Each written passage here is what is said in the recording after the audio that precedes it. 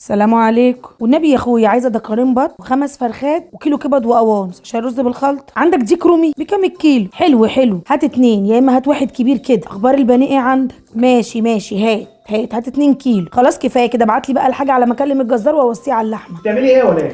بحضر حاجه العزومه. عزومه ايه؟ مش مروان كمان 5 6 سنين ان شاء الله هيخطب؟ وجايبه الحاجه من دلوقتي؟ يا دوبك يا عم، الكلام ده لام العريس، انت تعزمي العروسه واهلها. الاصول بتقول بعد الخطوبه على طول. ما هو طبيعي انتوا رحتوا بيتهم في الاتفاق وعزموكوا، فلازم تردوا العزومه ويشوفوا هم كمان بيتكم. هنعزم مين بقى؟ اهل البيت اللي عايشين فيه، العروسه وابوها وامها، ولو ليها اخوات مش متجوزين. واحده هتقولي لو عندها اخ او اخت متجوزين، هقول لها لا دول مش دلوقتي. وطبعا انتوا اهل كرم، مش هقول لكم ازاي تحسنوا ضيافتهم وتقابلوهم كويس. وانا بقى عايزه اقول دلوقتي في الظروف اللي احنا فيها دي ان كل واحد يعزم على قد ما قدرته، بلاش تكلفه وفشخره كدابه زي اللي انا كنت هعمله. المعقول حلو في كل حاجه، والمثل بيقول لك لاقيني ولا تغديني. بلاش ابو العروسه يتدين واحنا لسه طالعين من الاتفاق، والراجل وراه حاجات كتير وهم كتير. واحده هتسالني وتقول لي يا ولاء دول اول مره يدخلوا بيتنا، نعمل لهم ايه على الغدا؟ زي ما انتوا بتتغدوا في اي موسم او اي مناسبه، بس زياده شويه علشان انتوا هتبقوا عدد افراد اكتر. يعني صينيه المكرونه في النص وجنبها شويه الحاجات بتاعتها، صينيه جلاش، سمبوسه، كوبيبه، الحاجات دي. المحاشي بدل ما تعملي كيلو بتنجان اعملي 2 كيلو، بدل ما تعملي نص كرومبايه اعملي كرومبايه كامله. واعملي لهم دكارين بط كده مالهمش في البط، هاتي فراخ. وركزي معايا بقى علشان ده مهم جدا، لازم يكون في نوع بروتين تاني. يعني لحمه كده تعمليها كباب حله، بوفتيك، شويه كفته، وما تزوديش عن كده. هما نوعين البروتين وصينيه المكرونه وشويه المحاشي اللي حواليه. وما تنسيش السلطات، واعملي شويه شوربه لسان عصفور بمرقه الفراخ ولا البط هتبقى